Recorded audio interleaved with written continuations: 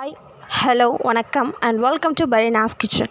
இன்றைக்கி நம்ம பரீனாஸ் கிச்சனில் நம்ம என்ன ரெசிபி பார்க்க போகிறோம்னு பார்த்தீங்கன்னா ரவை பணியாரம் எப்படி செய்கிறதுன்றதை பார்க்க போகிறோம். வாங்க நம்ம கிச்சனுக்குள்ளே போகலாம். நான் இன்றைக்கி 1 கப் அளவுக்கு ரவை எடுத்து வச்சுருக்கேன். நீங்கள் எந்த கப்பில் ரவை மெஷர் பண்ணுறீங்களோ அதே கப்பில் எல்லா மெஷர்மெண்ட்ஸும் எடுத்துக்கோங்க. அது கூடவே 1.5 கப் அளவுக்கு மைதா நான் சேர்த்துக்க போகிறேன்.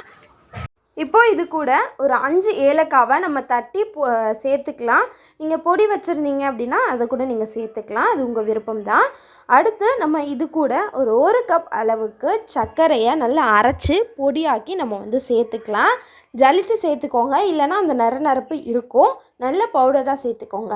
அடுத்து இது கூட 1 கப் தேங்காவை நல்லா துருவி நான் தேங்காய் பால் எடுத்து வச்சுருக்கேன். அதை நம்ம இதில் கொஞ்சம் கொஞ்சமாக சேர்த்து நல்லா நம்ம மிக்ஸ் பண்ணி விடணும். பாருங்கள், இந்த மாதிரி நல்லா மிக்ஸ் பண்ணி விட்டுக்கிட்டே இருக்கணும். இந்த அளவுக்கு பதம் வந்ததுக்கப்புறம் ஒரு 10 நிமிஷம் இதை அப்படியே மூடி போட்டு நம்ம மூடி வச்சிடலாம். அந்த ரவைலாம் ஊறி நல்லா திக்காக வரணும். பாருங்கள், 10 நிமிஷம் ஆகிடுச்சு, ரவைலாம் ஊறி நல்லா திக்காக வந்துருச்சு. இப்போ நம்ம இதை ஃப்ரை பண்ண ஆரம்பிச்சிடலாம். அதுக்கு ஒரு கடாயை ஸ்டவ்வில் வச்சுட்டு நல்லா ஹீட் பண்ணிடலாம். ஸ்டவ் மீடியம் ஃப்ளேம்லேயே வச்சு எண்ணெயை ஹீட் பண்ணுங்கள்.